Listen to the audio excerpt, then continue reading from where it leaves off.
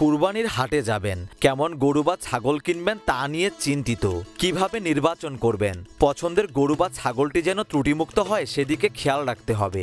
গরুর হাটে যাওয়ার আগে কিছু বিষয় জানা জরুরি। কি কি বিষয় খেয়াল রাখতে হবে চলুন জেনে নিই। প্রথমে লক্ষ্য রাখুন ছাগল বা গরুটির বয়স। কুরবানির জন্য ছাগল, ভেড়া ও দুম্বার বয়স 1 বছর হতে হয়। গরু ও মহিষের বয়স 2 বছর এবং উটের বয়স 5 বছর হতে হবে। দুম্বার 1 বছর পূর্ণ না হলেও যদি 1 বছরের মতো হৃষ্টপুষ্ট হয় তাহলেও চলবে। স্ত্রী কিংবা পুরুষ যে কোনো ধরনের ছাগল, গরু দিয়ে কুরবানি করতে কোনো বাধা নেই। কুরবানির পশু তরতাজা ও হৃষ্টপুষ্ট হওয়া উত্তম। কিছু খুঁত আছে যা থাকলে সেই পশু দ্বারা কুরবানি আদায় হবে না। কুরবানির পশু হতে হবে দোষ ত্রুটি মুক্ত।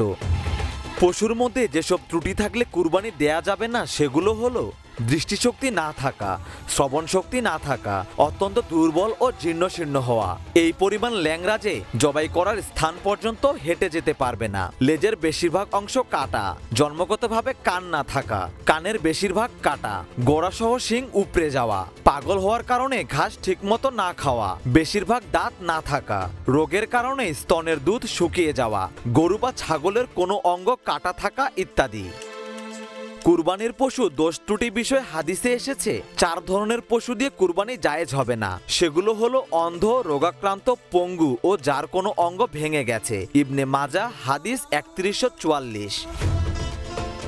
এবার আসুন জেনে নিই যেসব ত্রুটি থাকলেও পশু কুরবানি দেয়া যাবে। পশুটি পাগল তবে ঘাস পানি ঠিক মতো খায়, লেজ বা কানের কিছু অংশ কাটা তবে বেশিরভাগ অংশ আছে, জন্মগতভাবে শিং নেই, শিং আছে তবে ভাঙা, কান আছে তবে ছোট, পশুর একটি পা ভাঙা তবে 3 পা দিয়ে সে চলতে পারে, পশুর চামড়ায় রোগ, কিছু দাঁত নেই তবে বেশিরভাগই আছে, বয়োবৃদ্ধ পশু। তবে উত্তম হলো ত্রুটিমুক্ত পশু দিয়ে কুরবানি দেয়া।